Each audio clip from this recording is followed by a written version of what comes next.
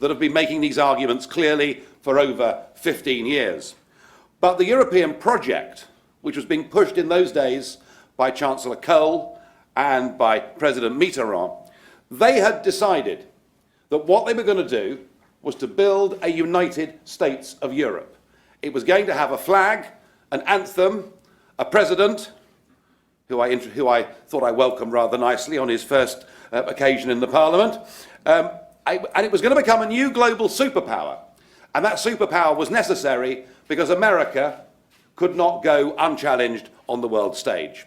And whenever those people who were the architects of this were questioned about detail, were questioned about practicality, they just said, don't bother us with the details. They believed that if you put together an economic and monetary union, that overnight a political union would follow as night follows day. And of course it doesn't work, and the analysis that we all had 15 years ago has been right.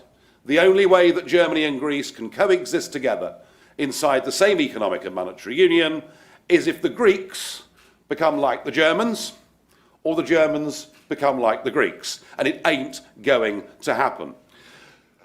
The other point of the European project, apart from wanting to be a global superpower, was that it was designed to bring together the warring nations of Europe. And actually, if you think about it, the idea of getting the French and Germans round the table to share dinner and break bread in the 1950s was an entirely sensible thing to do. The idea that if people trade more with each other, they're less likely to fight each other was again an entirely sensible idea. Sadly, it's gone too far. And I now feel that this European project of love, cooperation and peace, well, just look at it. Just look at it. You know, Angela Merkel went to visit Athens last year to be greeted by people dressed up in Nazi uniforms. I mean, sort of, you look at it and think, do I laugh at this or do I want to cry at this? I mean, you just look at the language that was used in the European Parliament last week by German politicians about the Greeks. So actually, far from Europe coming together with a single currency, actually economically we're diverging, and far from the project bringing everyone together, what we're beginning to see is a return of the old enmities that have done Europe so much harm over the course of the last 100 years and more. The project isn't working. I grew up in a Europe that was divided from east to west by the Berlin Wall, and I'm now living in a Europe that is divided north to south by a new Berlin Wall, and that Berlin Wall is called the Euro. Now, the Greeks had a referendum, you might have noticed, 2 weeks ago, and despite massive threats, despite being told that if they voted no, the power supply would fail, amongst other things, 61% of them said, we can't go on as we are. We can't take further austerity. And yes, it's easy for any of us to criticise the Greeks for their financial management and their retirement ages and everything else. But do think about this. You know, when the United States of America had its Great Depression, the sort of buddy, can you spare us a dime times, the US economy had contracted from top to bottom about 16%. The Greek economy has now contracted by 26% since 2008. And when we get the fresh figures for this current quarter, bearing in mind the banks have now been closed for almost 3 weeks, maybe that contraction will be closer to 30%. You know, we are watching a country that's in real trouble. If we have a heart and a soul, we will feel for the suffering of the Greek people. They never voted to join the euro. They were taken into it by Goldman Sachs and their own greedy politicians. We've got a situation in Greece where now the hospitals are actually running out of medicine.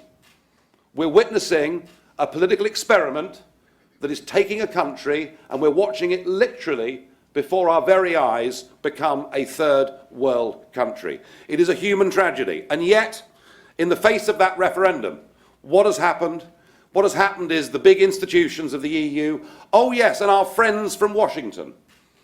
I hadn't yet touched on the International Monetary Fund, who now appear to have become an arm of European government. Just look at their last two leading figures. One, Dominic Strauss-Kahn, well, we'll perhaps gloss over that and move on. But Christine Lagarde, you know, a fully paid up member of the Eurocrat class, a fully paid up member of saying everything and anything must be done to maintain this project called the euro. So between the IMF and the European Commission and the European Council, what they have done is to bully Greece into signing up for a deal whose terms are even harsher than that was rejected by the Greek people in a referendum. You know, what price democracy, folks, in modern day Europe? Well, it frankly doesn't exist. So that's the first big crisis that Europe faces, and it is perfectly clear to me that the only hope that countries like Greece have got is to find a leader with courage, and I'm sorry, Mr. Tsipras doesn't have much courage. You know, he's basically marched the Greek people up to the top of the hill, and then faced with the final big decision has marched them back down again. I am in no doubt that economic and monetary union will not last, that it will break up. The only question is, when will it break up, and just how bad will the social consequences be? I believe Greece going back to the drachma, having a big devaluation, allowing the banks to go bust. Yes, I know it's horrible. Depositors will lose money. But think, this is exactly what Iceland did. Little Iceland, a country of 250,000 people, faced that same banking crisis that America faced, that Britain faced, that much of the world, with the exception, of course, of Canada and Australia, who had sensible banking rules and didn't need bailouts. But when we all faced this, we bailed out the system, which in many ways was an odd concept within a capitalist country. But we bailed out the system. The Icelandics let the banks go bust. The Icelandics allowed their currency to sink. It fell by 80% on the world's exchanges. Inflation went to 30%. Interest rates went to 27%. There was then in 2010 a volcanic eruption, do you remember, and all the planes stopped flying. I mean, it looked like the Old Testament had come back, you know. I mean, it was pretty serious stuff, but now Iceland is back to growth. Now Iceland has just signed her own genuine free trade deal with China. That's the example we have to give to those Mediterranean countries, but to do that, we have to break the stranglehold of the European elites. And there's a second big problem and big dilemma that Europe is facing, and it's something that at the moment nobody has got the courage to own up to and to address. You will all have seen the photographs of the boatloads of migrants coming across the Mediterranean. It may be worth me mentioning that nearly every single one of those boats comes from a place called Libya. Weren't we clever getting rid of Colonel Gaddafi? Hasn't that worked out wonderfully? Anyway, Europe has decided that anybody that comes from a war-torn part of North Africa or the Middle East must be given the rights to settle. And I am not somebody that would ever want to turn our backs on the idea of giving refuge to people who genuinely are in fear of their lives. After all, I come from a country that, you know, said yes to the French Huguenots. My family were French Huguenots, Protestants who were being burnt at the stake.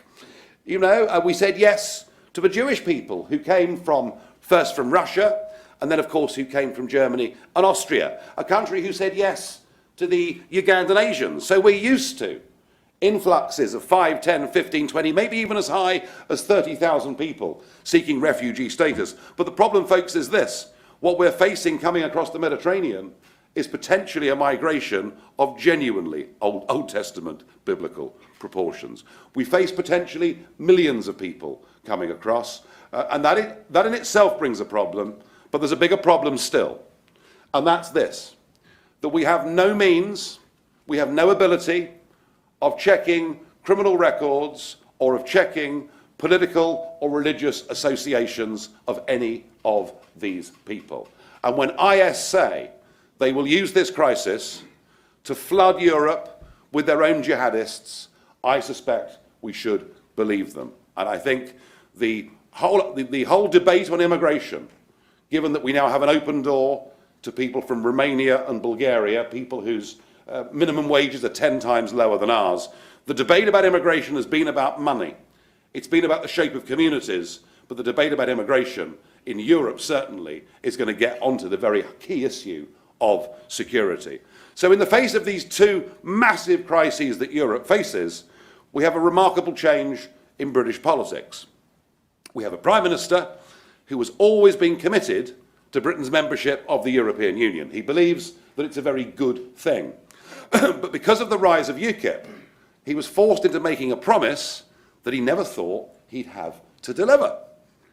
The day before the election, you could have gone to Ladbrokes and you could have got 13-2 against a Conservative majority. Indeed, the Prime Minister himself, it is said, at 7 o'clock on election day, went into the study at Chequers and wrote a resignation speech. So we've had this stunning election result. Why? Well, chiefly fear of that appalling woman who comes from north of Hadrian's Wall, who represents the Scottish National Party, a party who are nationalists and socialists at the same time. Did I really say that? Yes, there we are. Well, it's true, so to hell with it. It was really fear of the SNP that gave the Tories this majority. And so now we have a referendum. And it's not going to be easy, but this referendum matters. And it's important for us because I believe in democracy. I believe in self-government. It's important for us because I think our Supreme Court should be the ultimate arbiter in our land. You know, we have a row going on at the moment as to whether prisoners should get the vote. Not a concept that would go very far in America, I don't think. But who decides ultimately whether prisoners get the vote in our electoral system? Well, it won't be our Supreme Court. It'll be the European Court of Human Rights in Strasbourg, and that's unacceptable. It's important for me and for UKIP that we win this referendum because I want to turn immigration from being a negative into being a positive, and that's not very hard. All you have to do is to introduce the Australian-style point system, where you say, we want migrants who've got skills. We want migrants who haven't got criminal records. We want migrants who bring their own health insurance.